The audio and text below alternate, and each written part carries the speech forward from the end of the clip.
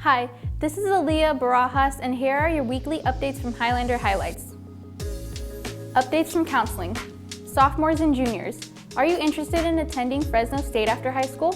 We will be taking 50 10th and 11th graders to Fresno State on Friday, February 25th to learn about their careers and majors. It will be first come, first serve, so come by the counseling office and pick up your permission slip today. Also, February 11th is the last day to submit your application to CART. If you are interested in attending and have not submitted your application, please do so prior to the deadline. Updates from leadership. Leadership will be hosting activities during lunch this week, and we will also be playing music out in the quad. Athletes of the Week. This week's Athletes of the Week are Yoselin Bello and Fabian Sepulveda. Yoselin Bello is a senior who plays goalkeeper on the McLean girls soccer team. Her coach, Chris Chacon, told us that Yoselin has given the Lady Highlanders everything she has. She's fought through injury, giving us an opportunity to stay competitive. She has never negotiated her way out of hard work and is always ready to take on a challenge. Most importantly, she can always be seen with a big smile on her face, and that reassuring smile lets her teammates know that everything is going to be okay. Fabian Sepulveda is a senior on the boys soccer team here at McLean, and his coach Eric Rodriguez told us that Fabian is the definition of a great student athlete. He has a 4.0 and still manages to make every single practice. If you see these student athletes walking around campus, make sure to congratulate them, or even better, show up to one of their games and cheer them on. Here are all the home games happening this week.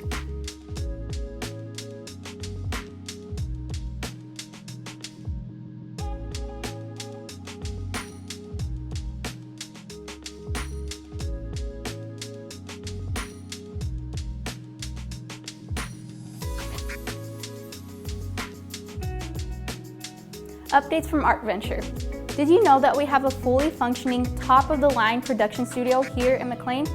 Did you know that we have a pathway dedicated to teaching you all about content creation, video production, photography, graphic design, and visual storytelling? If any of that intrigues you, then join the Art Venture Production Academy here at McLean High School. All you need to do is select photography for your elective if you're a freshman, video production if you're a sophomore, and cinematography if you're a junior, and you're in. Feature story.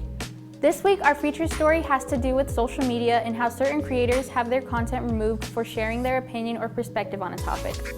Hi, my name is Sil Lore, and our story is about social media companies censoring content. As we all know, there's a lot of misinformation and disinformation spreading on social media platforms.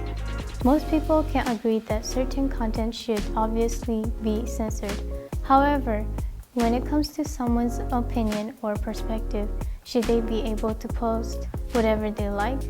Also, does the First Amendment apply to what you post on social media? We asked some students at McLean about their perspective on this issue, and here are their thoughts. Social media companies can censor content creators fairly by setting up a guideline policy for content creators to follow. So whatever video they post, it must meet the requirements of the guidelines. And if they do not meet the requirements, then it should be censored. It is important for social media company to censor their content creators fairly so that there won't be any favoritism or bias towards the community of content creators. Why is it important for social media to censor content creators fairly? Because it's wrong to be biased, and especially on social media where everybody could see that, I don't think that's a platform or a place for someone to be biased. I think everyone should be censored fairly. Yes, content should be covered under the First Amendment, but I also think it shouldn't, because there's certain things that I feel should be censored and shouldn't, because someone does have the freedom of speech to just go and speak their opinion, but it's different for someone to speak their opinion and for someone to speak false facts. I feel like the First Amendment should and shouldn't apply to social media content. The First Amendment, because yeah, you have the right to speak freely, anything you want on social media, but I feel like no, because sometimes it could maybe make everyone, spread misleading stuff that aren't real, like that hasn't been proven yet. So really, it's a balance between yes and no. I believe, yeah.